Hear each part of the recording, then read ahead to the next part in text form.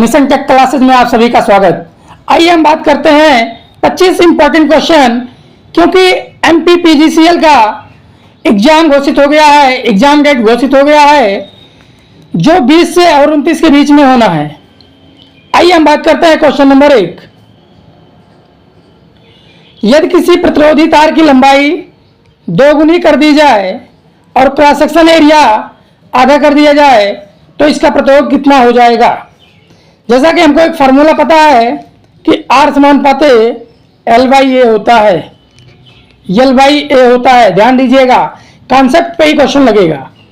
अब कह रहे हैं कि लंबाई को दोगुना कर दिया जाए, यानी कि लंबाई को बढ़ाया जाएगा तो रेजिस्टेंस बढ़ जाएगा दोगुना। क्लियर।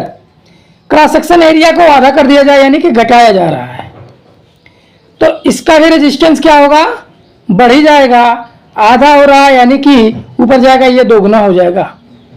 क्लियर। तो रेजिस्टेंस कितना बढ़ गया, 2 गुणे 2 यानी कि 4 गुना। क्लियर। लंबाई बढ़ाने पर रेजिस्टेंस बढ़ेगा और क्रॉस सेक्शन एरिया घटाने पर भी रेजिस्टेंस बढ़ेगा, इसलिए 2 गुणे 2 ऑप्शन नंबर बी सही है, 4 गुना बढ़ जाएगा। क्लियर। कॉन्सेप्ट पे क्वेश्चन हल करिए। अब हम बात कर रहे हैं क्वेश्चन नंबर 2। किसी 3 फेज सिस्टम में लाइन वोल्टेज और फेज वोल्टेज का अनुपात क्या होता है। देखिए, VL बराबर √3 VP होता है। ये कह रहा है कि लाइन वोल्टेज और फेज वोल्टेज का अनुपात, तो यहां पे हो जाएगा VL/VP बराबर √3। तो इस तरीके से ऑप्शन नंबर बी सही है। क्लियर, कोई कंफ्यूजन नहीं। अब हम बात कर रहे हैं क्वेश्चन नंबर 3। सुपरपोजिशन थ्योरम किन प्रकार के परिपथों पर लागू होता है। रैखिक परिपथ, गैर रैखिक परिपथ, दोनों पर, किसी पर भी नहीं। तो ऑप्शन नंबर ए सही है, रैखिक परिपथ यानी कि linear circuit. Superposition theorem linear circuit पर लागू होता है। क्लियर। अब हम बात कर रहे हैं क्वेश्चन नंबर 4। इंडक्टिव लोड पर कार्य करते समय पावर फैक्टर कैसा होगा। इंडक्टिव की बात कर रहा है, ध्यान दीजिएगा। किसकी बात कर रहा है, इंडक्टिव यानी कि कॉइल। कॉइल में क्या होता है कि हमेशा जो पीएफ होता है वो लैग करता है। क्या करेगा, लैग करेगा। तो ऑप्शन नंबर बी सही है, पश्चिगामी यानी कि लैगिंग। लेकिन जब यही कैपेसिटिव सर्किट होता तो इसमें जो है पावर फैक्टर वो क्या करता, लीड करता। क्या करता, लीड करता। क्लियर। अब हम बात कर रहे हैं क्वेश्चन नंबर 5। यदि किसी कैपेसिटर की प्लेट्स के बीच की दूरी बढ़ा दी जाए तो उसकी कैपेसिटेंस पर क्या प्रभाव पड़ेगा। फार्मूला होता है C समानुपाते A/D। A/D, A क्षेत्रफल, D है बीच की दूरी। तो बीच की दूरी बढ़ाई जाए, बीच की दूरी यदि बढ़ा दी जाए तो कैपेसिटेंस पे क्या प्रभाव पड़ेगा, घट जाएगा। क्लियर, फार्मूले से। तो ऑप्शन नंबर बी सही है, घटेगी। क्या होगा, घट जाएगा यानी कि घटेगी। C समानुपाते A/D, इसको हटाएंगे, बराबर यहां पे लगाएं तो ये हो जाएगा आपका ε0 A/D। क्लियर। अब हम बात कर रहे हैं question number 6। DC shunt motor का प्रयोग किस कार्य के लिए उपयुक्त होता है। लोड में बड़े परिवर्तन वाले कार्यों के लिए, स्थिर गति वाले कार्यों के लिए, उच्च टार्क वाले कार्यों के लिए, इन्वर्टर में। तो ऑप्शन नंबर बी सही है, स्थिर गति वाले कार्यों के लिए, क्योंकि शंट मोटर की जो विशेषता होती है वह स्थिर गति होती है। क्या होती है, स्थिर गति। तो शंट मोटर एक ऐसा मोटर है जिसकी गति स्थिर रहती है, इसलिए स्थिर गति वाले कार्यों के लिए उपयोग किया जाता है। अब हम बात करें क्वेश्चन नंबर 7। ट्रांसफार्मर में हानि को कम करने के लिए कौन सा उपाय किया जाता है। पतली सिलिकॉन स्टील की कोर का प्रयोग किया जाता है, तांबे के तार का प्रयोग किया जाता है, एयर गैप को बढ़ा दिया जाता है, वाइंडिंग की संख्या कम कर दी जाती है। तो यानी कि ऑप्शन नंबर ए सही है, पतली, ऑप्शन नंबर ए सही है, पतली सिलिकॉन स्टील की कोर प्रयोग की जाती है, यानी कि लेमिनेटेड सिलिकॉन स्टील की कोर प्रयोग की जाए जिससे हानि कम हो जाए। अब हम बात कर रहे हैं क्वेश्चन नंबर 8। यदि किसी इंसुलेटर का मेगाओमीटर से परीक्षण किया जाए, उसका रेजिस्टेंस बहुत कम आए, तो इसका क्या अर्थ है? इंसुलेशन सही है, इंसुलेशन खराब हो गया है, वायरिंग खराब है, इनमें से कोई नहीं। तो ये मान लिया जाए कि इंसुलेशन खराब हो गया है। अगर मेगाओमीटर से आप रेजिस्टेंस मेजर कर रहे हैं, अगर रेजिस्टेंस बहुत कम आ रहा है तो इंसुलेशन खराब हो गया है। अब हम बात कर रहे हैं क्वेश्चन नंबर 9। इंडक्शन मोटर में रोटर करंट की फ्रीक्वेंसी स्टेटर करंट की तुलना में कैसी होती है? इंडक्शन मोटर में रोटर करंट की फ्रीक्वेंसी स्टेटर करंट की तुलना में कैसी होती है? तो जो एफ होता है वो होता है एस गुणे एफ, एस गुणे एफ। रोटर करंट की जो फ्रीक्वेंसी होती है वो स्लिप पे डिपेंड करती है, तो इसलिए जो रोटर करंट की फ्रीक्वेंसी होती है वो स्टेटर करंट की तुलना में कम होती है। Option number C. जहां भी आप न्यूमेरिकल लगाए होंगे वहां पे 2 एग्जैक्ट, 1.5 एग्जैक्ट, 3 एग्जैक्ट, यही बहुत मैक्सिमम आता है। क्लियर? तो रोटर फ्रीक्वेंसी स्टेटर फ्रीक्वेंसी की तुलना में कम होती है, क्योंकि जो स्टेटर फ्रीक्वेंसी होती है वो सप्लाई फ्रीक्वेंसी के बराबर होती है। अब हम बात कर रहे हैं क्वेश्चन नंबर 10। डीसी मोटर की गति को किस तरीके से नियंत्रित किया जा सकता है? फील्ड फ्लक्स नियंत्रण, आर्मेचर वोल्टेज नियंत्रण, प्रतिरोध नियंत्रण, उपरोक्त सभी। तो ऑप्शन नंबर डी सही है, उपरोक्त सभी। क्लियर? अब हम बात कर रहे हैं question number 11। Star delta starter का उपयोग क्यों किया जाता है? वोल्टेज को बढ़ाने के लिए, करंट को सीमित करने के लिए, टॉर्क बढ़ाने के लिए, फ्रीक्वेंसी को नियंत्रित करने के लिए। तो ऑप्शन नंबर बी सही है, करंट को सीमित करने के लिए। क्लियर? यानी कि स्टार्टिंग करंट को सीमित करने के लिए, स्टार्टिंग करंट को सीमित करने के लिए। क्लियर? अब हम बात कर रहे हैं क्वेश्चन नंबर 12। यदि डीसी मोटर में लोड बढ़ा दिया जाए तो इसकी गति पर क्या प्रभाव पड़ेगा? गति बढ़ जाएगी, गति घट जाएगी, गति अपरिवर्तित रहेगी, मोटर बंद हो जाएगी।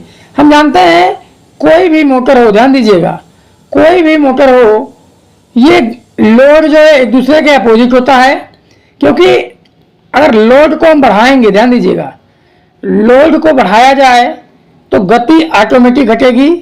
किसी किसी में बहुत ज़्यादा घटता है, किसी किसी में बहुत कम घटता है, लेकिन जैसे ही लोड बढ़ाएंगे वैसे गति घट जाएगी। तो ऑप्शन नंबर बी सही है, गति घट जाएगी। क्लियर? अब हम बात कर रहे हैं क्वेश्चन नंबर 13। डीसी मोटर की गति को किस तरीके से नियंत्रित किया जा सकता है? फील्ड फ्लक्स नियंत्रण, आर्मेचर वोल्टेज नियंत्रण, प्रतिरोध नियंत्रण, उपरोक्त सभी। तो ऑप्शन नंबर डी सही है, उपरोक्त सभी। आइए देखते हैं कैसे। फ्लक्स नियंत्रण करेंगे तो अब देखिए n समानुपाते 1/5 से। क्लियर? वोल्टेज नियंत्रण करेंगे तो n समानुपाते v से। प्रतिरोध नियंत्रण करेंगे तो अब ध्यान दीजिएगा, अब यहां पे प्रतिरोध नियंत्रण करेंगे यानी कि v नियंत्रण करेंगे, n समानुपाते v समानुपाते r कह सकते हैं। तो जैसे जैसे प्रतिरोध को नियंत्रण करेंगे वैसे वैसे वोल्टेज भी डिपेंड करेगा, और वोल्टेज पे डिपेंड करता है आपका स्पीड। क्लियर? तो इस तरीके से ये ऑप्शन उपरोक्त सभी सही है। अब हम बात कर रहे हैं क्वेश्चन नंबर 14। यदि डीसी मोटर में लोड बढ़ा दिया जाए तो इसकी गति पर क्या प्रभाव पड़ेगी? बात वही कर रहे हैं, लोड बढ़ा दिया जाए तो गति पर क्या प्रभाव पड़ेगी? तो गति घट जाएगी। क्लियर है? क्या होगी? गति घट जाएगी। सेम क्वेश्चन है। अब हम बात कर रहे हैं क्वेश्चन नंबर 15। ध्यान दीजिएगा, बहुत इंपॉर्टेंट है। यदि पावर फैक्टर 0.8 से 1.0 तक सुधारा जाए तो इससे क्या लाभ होगा? वोल्टेज ड्रॉप बढ़ेगा, करंट कम होगा, करंट बढ़ेगा, सिस्टम अस्थिर होगा तो करंट कम होगा। ऑप्शन नंबर बी सही है, क्योंकि जो संबंध होता है वो होता है आई समानुपात 1/cos⁡φ। अगर cos⁡φ बढ़ रहा है तो आई का मान ऑटोमेटिक घटेगा, जिससे लॉस घट जाएगा और एफिशिएंसी उच्च मिलेगी। क्लियर। अब हम बात कर रहे हैं क्वेश्चन नंबर 16। ओवरहेड ट्रांसमिशन लाइनों में अधिक वोल्टेज रखने का मुख्य कारण क्या है? करंट को कम करना, पावर लॉस को बढ़ाना, तारों का तापमान बढ़ाना, लाइन इम्पीडेंस बढ़ाना। तो ऑप्शन नंबर ए सही है, करंट को कम करना। क्लियर। अब हम बात कर रहे हैं क्वेश्चन नंबर 17। 3 पिन प्लग में सबसे लंबा पिन किसका होता है? ये जो है 3 पिन प्लग मान लीजिए इस तरीके से है, तो ये सबसे लंबा होगा, मोटा भी होगा, और ये दोनों पतले पतले होंगे। तो ये पिन जो होता है वो अर्थ के लिए होता है। किसके लिए होता है? अर्थ के लिए। तो ऑप्शन नंबर सी सही है। क्लियर। अब हम बात कर रहे हैं क्वेश्चन नंबर 18। एक स्टार्टर का उपयोग मुख्य रूप से किसके लिए किया जाता है? मोटर की गति बढ़ाने के लिए, स्टार्टिंग करंट को सीमित करने के लिए, वोल्टेज को स्थिर रखने के लिए, फ्रीक्वेंसी बदलने के लिए। तो ऑप्शन नंबर बी सही है, स्टार्टिंग करंट को सीमित करने के लिए। क्लियर। अब हम बात कर रहे हैं क्वेश्चन नंबर 19। किसी 3 फेज इंडक्शन मोटर में रिवर्स रोटेशन प्राप्त करने के लिए क्या किया जाता है? आप कह रहा है कि रिवर्स रोटेशन, मान लीजिए अगर क्लॉकवाइज घूम रहा हो तो इसको एंटी क्लॉकवाइज घुमाना, तो क्या करना पड़ेगा? फेज को शार्ट कर दिया जाता है, 2 फेज आपस में बदल दिए जाते हैं, स्टार्टर हटा दिया जाता है, वोल्टेज बढ़ा दिया जाता है। तो ऑप्शन नंबर बी सही है, 2 फेज आपस में बदल दिए जाते हैं। क्लियर। अगर यह वीडियो आप पहली बार देख रहे हैं तो इस वीडियो को लाइक जरूर करिएगा, अगर ज़्यादा समझ में आ रहा है तो सब्सक्राइब कर लीजिएगा। अब हम बात कर रहे हैं क्वेश्चन नंबर 20। ट्रांसमिशन लाइनों में कोरोना हानि को कम करने के लिए क्या किया जाता है? कंडक्टर का व्यास बढ़ाया जाता है, लाइन वोल्टेज घटाया जाता है, तारों की दूरी घटाई जाती है, ट्रांसफार्मर को बदला जाता है। तो ऑप्शन नंबर ए सही है कि कंडक्टर का व्यास बढ़ाया जाता है। क्लियर। अब हम बात कर रहे हैं क्वेश्चन नंबर 21। किसी एसी सर्किट में मैक्सवेल ब्रिज का उपयोग किसके लिए किया जाता है? ये जो मैक्सवेल ब्रिज है इसका उपयोग किसके लिए किया जाता है? इंडक्टेंस मापने के लिए, कैपेसिटेंस मापने के लिए, प्रतिरोध मापने के लिए, पावर मापने के लिए। तो ऑप्शन नंबर ए सही है, इंडक्टेंस मापने के लिए। और इंडक्टेंस मापने के लिए और जो ब्रिज हैं वो है MHA, यानी कि मैक्सवेल ब्रिज, हेंस ब्रिज और एंडरसन ब्रिज। क्लियर। और ये कैपेसिटेंस जो मापने के लिए यूज किए जाते हैं वो है DSW, decently bridge, shearing bridge और बीम ब्रिज। क्लियर। कॉन्सेप्ट पकड़िए, आपको एक एक नंबर जरूर मिलेगा। अब हम बात कर रहे हैं क्वेश्चन नंबर 22। किसी सब स्टेशन में बुकोल्ज रिले किसके लिए उपयोग किया जाता है? ये बुकोल्ज रिले ट्रांसफार्मर में लगता है, जिसका उपयोग होता है कि ट्रांसफार्मर का जो आंतरिक फॉल्ट है उसको पहचानने के लिए। ट्रांसफार्मर में कोई दोष आए तो ये सबसे पहले अलार्म देता है। तो ऑप्शन नंबर ए सही है, आंतरिक दोष को पहचानने के लिए बुकोल्ज रिले लगाया जाता है। अब हम बात कर रहे हैं question number 23। PLC, programmable logic controller का उपयोग कहाँ किया जाता है?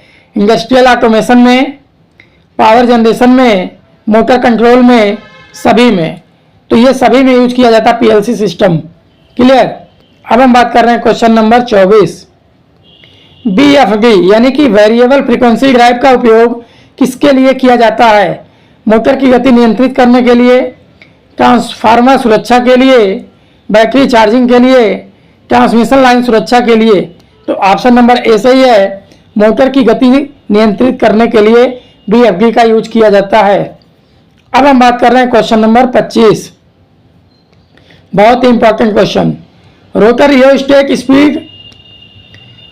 रियोस्टेट स्पीड कंट्रोल विधि किस में प्रयुक्त की जाती है? सिंक्रोनस मोटर में, double squirrel cage induction motor में, स्लिप रिंग इंडक्शन मोटर में, single squirrel cage induction motor में। तो ऑप्शन नंबर सी सही है। स्लिप रिंग इंडक्शन मोटर में 3 phase rotor rheostat speed control use किया जाता है। क्लियर, बात समझ में आ गई। अगर यह वीडियो आपको अच्छा लगा हो तो चैनल को लाइक करें, सब्सक्राइब करें, शेयर करना ना भूलें। थैंक यू, धन्यवाद।